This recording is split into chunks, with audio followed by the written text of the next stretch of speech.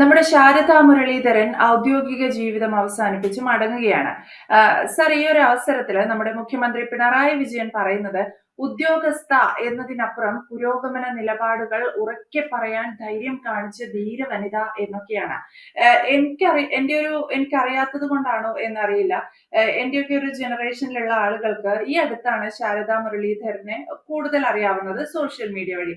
ഞങ്ങൾ സോഷ്യൽ മീഡിയയിൽ കണ്ടിട്ടുള്ളത് ശാരദ മുരളീധരൻ കറുപ്പിന്റെ ഒരു രാഷ്ട്രീയം പറഞ്ഞുകൊണ്ട് സോഷ്യൽ മീഡിയയിൽ വൈറലായതാണ്. നിറത്തിന്റെ പേരിൽ അങ്ങനെ ഒരു അത്തരത്തിൽ പണ്ട് അവർ അനുഭവിച്ചു വന്നിരുന്ന ചില കാര്യങ്ങൾ അവർ തുറന്നു പറഞ്ഞിട്ടുണ്ട്.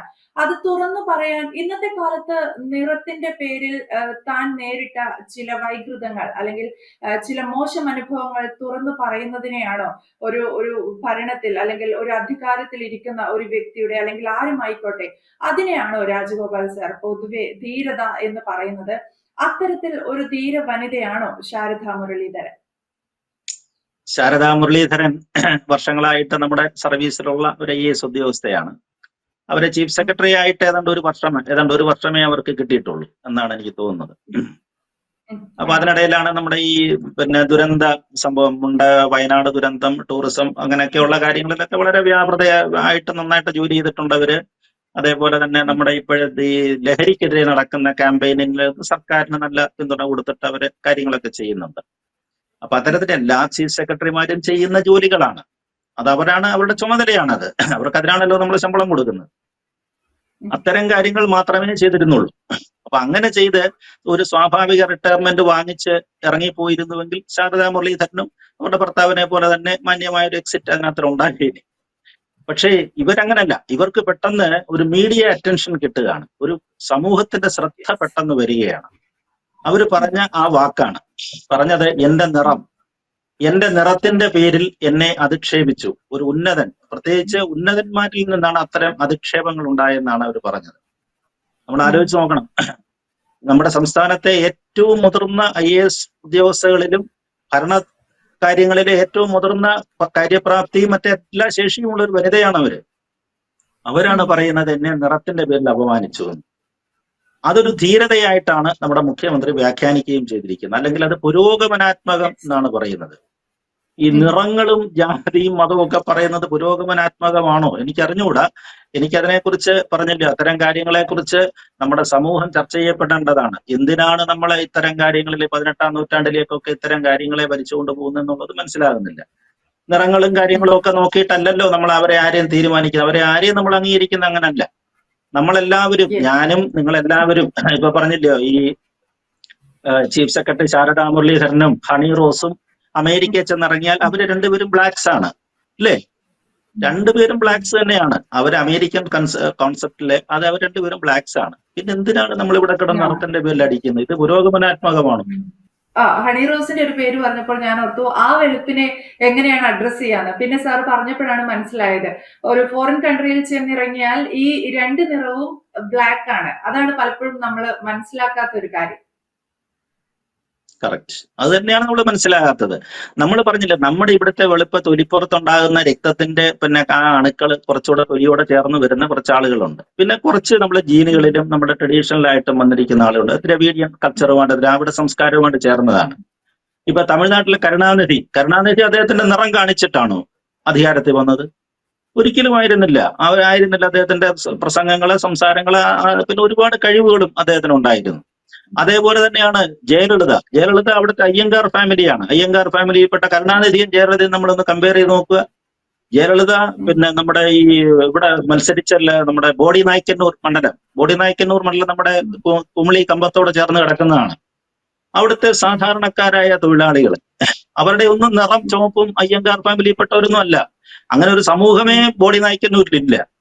അവര് എത്രയോ ലക്ഷ വോട്ടിന്റെ ഭൂരിപക്ഷത്തിനാണ് വിജയിപ്പിച്ച്.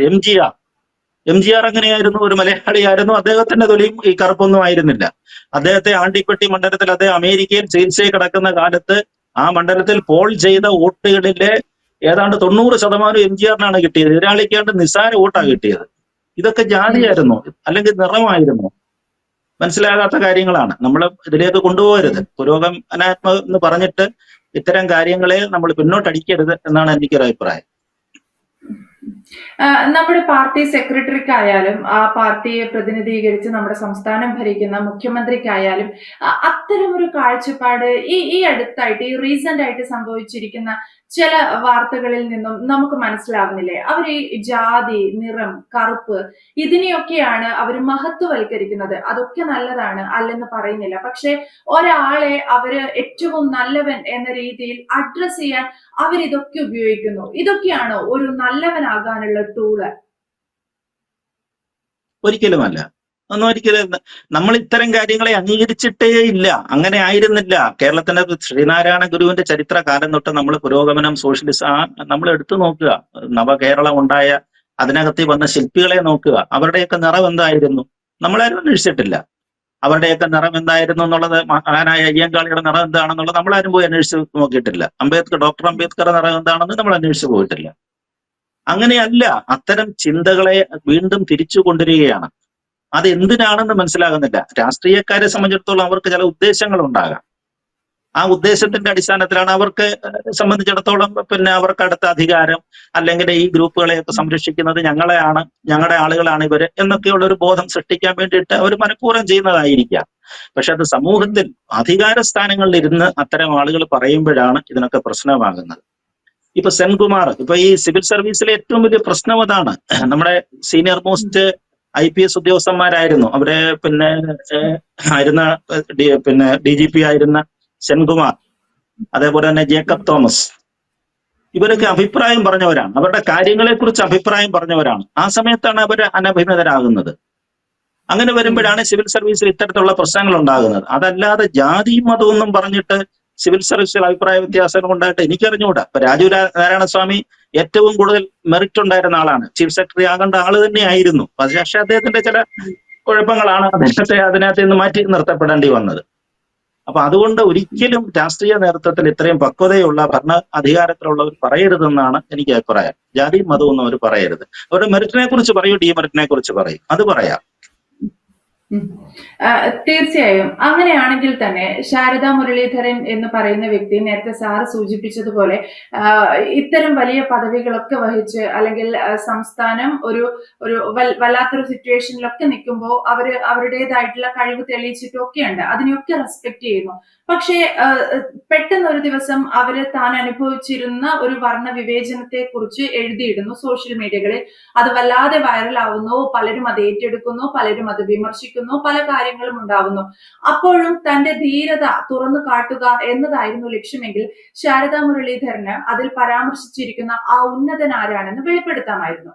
പക്ഷേ അതിന് പകരം അവരെന്തൊക്കെയോ ഭയപ്പെടുന്നുണ്ടായിരുന്നു. താൻ കാരണം ഒരു പ്രശ്നം ഉണ്ടാകരുതെന്നോ, അതല്ലെങ്കിൽ താൻ ആ പേര് പറയാൻ ആഗ്രഹിക്കുന്നില്ലെന്നോ, ലോകം മുഴുവൻ ആ പേര് ആരാണെന്നോ, അദ്ദേഹത്തെ കുറിച്ച് അയാൾ ആരാണെന്ന് അറിയരുത്, ആ ഉന്നതൻ ആരാണെന്ന് അറിയരുത് എന്നുള്ള ഒരു നിർബന്ധ ബുദ്ധി അവർക്കുണ്ടായിരുന്നുവെങ്കിൽ ധീരത എന്ന് നമ്മുടെ മുഖ്യമന്ത്രി പിണറായി വിജയൻ വിശേഷിപ്പിച്ച, പുരോഗമനവാദം എന്ന് നമ്മുടെ മുഖ്യമന്ത്രി പിണറായി വിജയൻ വിശേഷിപ്പിച്ച ശാരദാ മുരളീധരന് നേരത്തെ രാജഗോപാൽ സർ സൂചിപ്പിച്ചതുപോലെ ഒരു മീഡിയ അറ്റൻഷൻ എന്ന ഇന്റൻഷൻ മാത്രമല്ലേ ഉണ്ടായിരുന്നത്? തീർച്ചയായിട്ടും അങ്ങനെ പറഞ്ഞ ധീരതയായ സെക്രട്ടറിമാർ ഉണ്ടായിരുന്നല്ലോ കേരളത്തില്. ഒരു മന്ത്രി അവരെ അദ്ദേഹത്തിന്റെ ചേംബറിലേക്ക് വിളിച്ചു വരുത്തി ചില കാര്യങ്ങൾക്കൊക്കെ വഴിവിട്ട ചില ശ്രമങ്ങളൊക്കെ അദ്ദേഹം നടത്തി. അതൊക്കെ എല്ലാവർക്കും ഓർമ്മയുള്ള കാര്യമാണ്. ആ ശ്രമം നടത്തിയ സമയത്ത് ധീരമായിട്ട് അതിനെ ചെറുത്തു നിന്നിട്ട് സമൂഹത്തോടെ വിളിച്ചു പറഞ്ഞു. ആ ചീഫ് സെക്രട്ടറി ആയിട്ടില്ലെന്ന് സമൂഹത്തോട് ഞാൻ പേര് പറയാൻ ഉദ്ദേശിക്കുന്നില്ല, വിളിച്ചു പറഞ്ഞു, ഇന്നയാള് ഇന്ന രീതിയിൽ എന്നോട് മോശമായി പെരുമാറി എന്ന് പറഞ്ഞു. അവരുടെ ഭർത്താവും അതേപോലെ തന്നെ നല്ല റാങ്കിലുള്ള ഒരു ഉദ്യോഗസ്ഥനായിരുന്നു ഉണ്ടായിരുന്നത്. ആ ധൈര്യം ആയിരുന്നു ശാരദാ മുരളീധരൻ കാണിക്കേണ്ടിയിരുന്നത്. അല്ലാതെ എല്ലാവരെയും ഇരുട്ടത്ത് നിർത്തരുത്. കേരളത്തിലുള്ള സകല ഉദ്യോഗസ്ഥന്മാരെയും സീനിയർ ഉദ്യോഗസ്ഥന്മാരെയും എല്ലാം ഇരുട്ടത്ത് നിർത്തിക്കൊണ്ട് സംസാരിക്കരുത്. നമ്മളൊരു കാര്യം പറയുമ്പോൾ, പ്രത്യേകിച്ച് ചീഫ് സെക്രട്ടറിക്ക് എന്ത് പേടിക്കാനാണ്? അവിടെ തെളിവുകളും കാര്യങ്ങളും ഉണ്ടെങ്കിൽ തുറന്നു പറയുന്നതിന് ആരെ ഭയപ്പെടാനാണ്? അവർ കേസുകളും കാര്യങ്ങളും നോക്കാൻ സർക്കാരില്ലേ, സർക്കാർ വക്കീലന്മാരില്ലേ? എന്തിനായിരുന്നു അവർ ഭയപ്പെട്ടത്? പോലീസില്ലേ?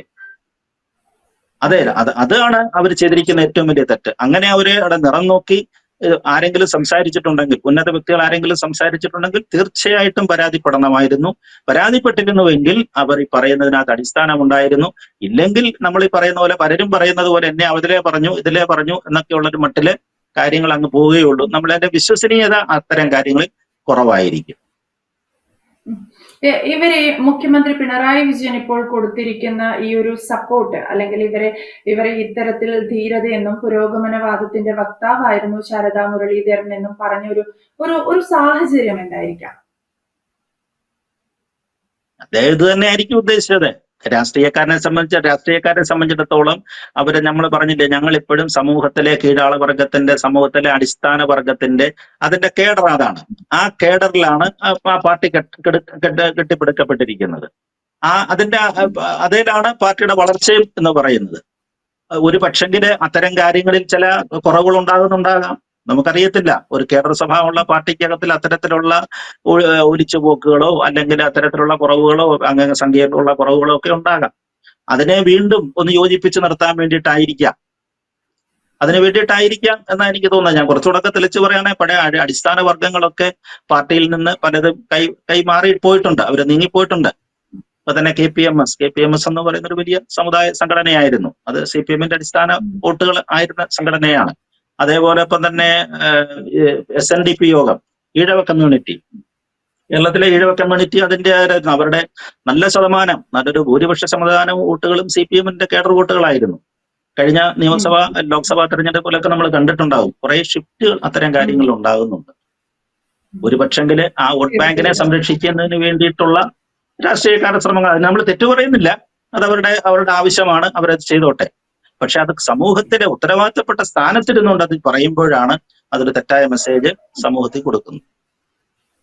യെസ്, അതാണ് ശാരദാ മുരളീധരൻ പറഞ്ഞു വച്ച കറുപ്പിന്റെ രാഷ്ട്രീയത്തെ, അല്ലെങ്കിൽ അവർ സോഷ്യൽ മീഡിയയിൽ എഴുതി മറ്റുള്ളവരിലേക്ക് പകർന്ന കറുപ്പിന്റെ രാഷ്ട്രീയത്തെ മുഖ്യമന്ത്രി പിണറായി വിജയൻ അവർ ഇപ്പോൾ വിരമിക്കുന്ന ഒരു സാഹചര്യത്തിൽ അതിനെ ധീരതയെന്നും പുരോഗമന ചിന്താഗതിയുള്ള ഒരാളായിരുന്നു അവരെന്നും വിശേഷിപ്പിക്കുകയാണ്.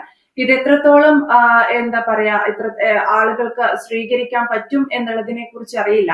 ചിലർക്ക് ഒരു കറുപ്പിന്റെ രാഷ്ട്രീയം പറഞ്ഞതുകൊണ്ട്, വർണ്ണവിവേചനം നേരിട്ട ഒരു വ്യക്തി ആയതുകൊണ്ട് വലിയ ഒരു കാര്യം അവർ ചെയ്തു എന്ന് തോന്നുമ്പോഴും, ഒരു ഉന്നതൻ ആരാണ്, അവരെ അങ്ങനെ കളിയാക്കി അല്ലെങ്കിൽ അവരെ അകറ്റി നിർത്തിയ ഉന്നതൻ ആരാണെന്ന് പറയാൻ ശാരദാ മുരളീധരൻ തയ്യാറായിട്ടില്ല എന്നതും ശ്രദ്ധേയമാണ്.